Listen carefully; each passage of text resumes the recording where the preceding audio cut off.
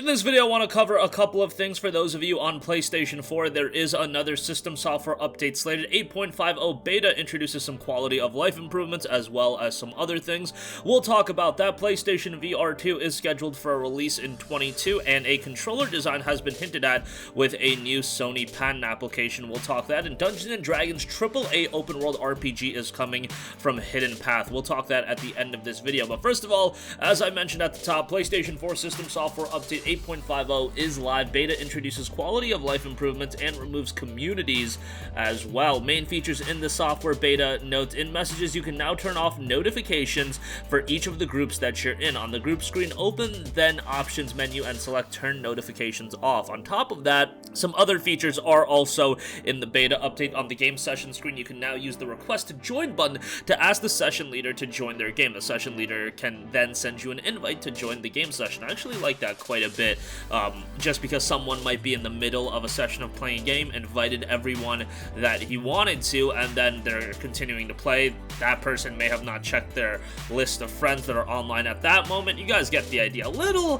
fixes like that I actually do appreciate. When playing a game you've hidden, other players will no longer see you playing it. And then communities are also no longer available. I like that when playing a game you've hidden, other players will no longer see you play. Back in the day, I did a lot of that when I was playing my JRPGs, since I was a little bit insecure of liking Japanese RPGs so much. I'm telling you guys, back in 08, 09, it was a different time, and if you were on Xbox 360, especially in middle school, high school, you didn't want to be labeled the loser that was playing Infinite Undiscovery and not playing Call of Duty Modern Warfare 2. It did be like that sometimes, but yeah, obviously, that isn't really an issue anymore. At least I don't think so anyway. It's still nice that people can have their privacy with hiding games if they do want to do that. Update 8.5 is one of the benchmark updates. Like, a lot of the times you'll get like update 8.1 or whatever, and it's just like system stability updates and things like that. This is actually bringing some nice improvements, and I like what they're doing here. Nice to see them continue supporting PlayStation 4. I mean,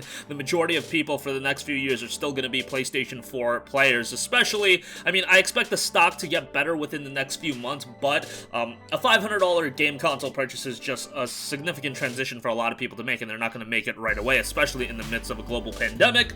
Or maybe for some people, finances are a little bit tight, and, you know, at the end of the day, the PlayStation 5 doesn't have the most compelling lineup of exclusives at this stage of the game. I mean, by the end of the year, it should get quite a bit better, but I think a lot of people are perfectly happy with their PlayStation 4, so good on Sony for continuing to update it, and hopefully this will be something that we can expect for the foreseeable future. Okay, next up, PlayStation VR 2 controller design hinted at in new Sony patent application. Now, this could very well be like a internal design that isn't going to be what we see in the final iteration, because I'm sure they have a lot of designs laid out.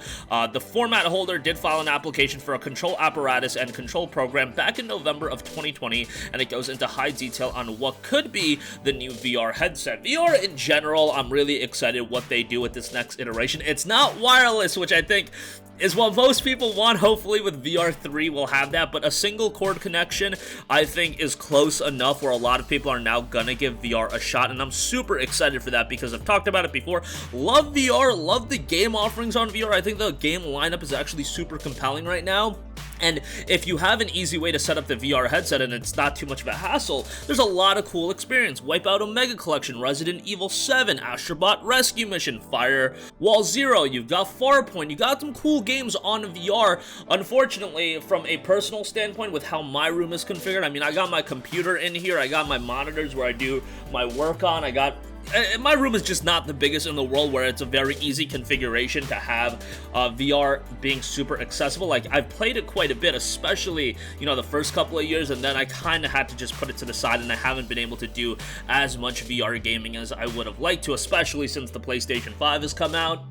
VR is something that, for me, even though I really like the game library, it has gone to the wayside, but it's not, you know, a flaw in its library or even the hardware itself. It's really just the connection issues and all the wires and everything just becomes a little bit of a hassle. I'm sure if I really tried, I could get it set up well, but honestly, to make it a little bit less of a headache, I can't wait for VR 2, and it's just going to be a much easier way to connect everything, and I'm stoked for that, and hopefully Sony remains committed to VR as a platform, because honestly, going into VR back in 2016 or 2015, I think it came out in 2016, but I was like pretty sure, I was like, You know, we've been down this rabbit hole before with Sony. We saw the PlayStation Eye camera, we saw PlayStation Vita, PlayStation Portable. They're hot for it, you know, for the first little while, and then they really put the foot off the gas and don't put out a lot of stuff. Even with the PSP, I remember initially the PSP they hyped up quite a bit, and then for a couple years they just lost interest in it. And the PSP did very well, but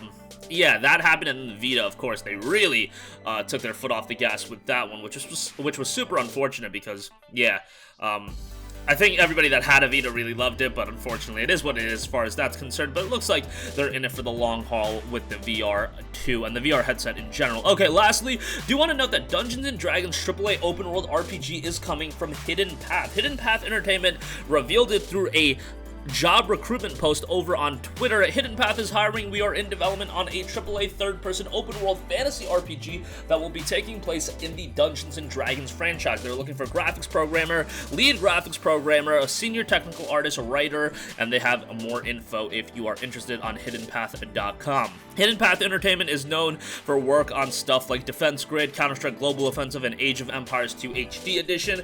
Producing a big open world is definitely going to be something that is a relatively big undertaking, but Dungeons & Dragons, a pretty huge IP.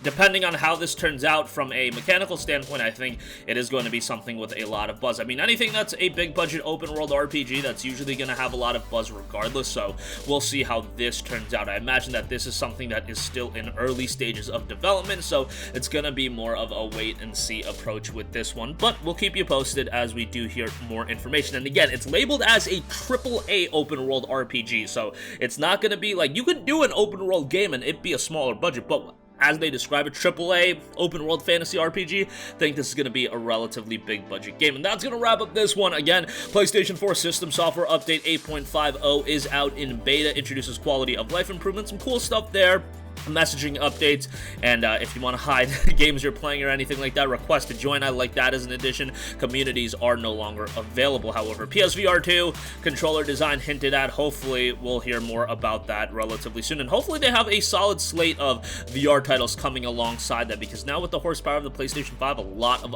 options and opportunities as far as that's concerned. And Dungeons & Dragons AAA open world RPG is coming from Hidden Path. That's going to wrap up this one. Sound off with all of your thoughts in the comment section down below. Thank you for watching, and goodbye. Hey guys, we hope you enjoyed the video, and if you did, make sure to hit the subscribe button, and if you're already subscribed, do us a favor and hit the bell icon. This way you'll be notified whenever we post a new video. That's the best way to keep up with all of our uploads, and we usually try to upload 2 videos a day. And with the bell icon hit, you'll be notified whenever we do upload a video. As always, thanks for watching.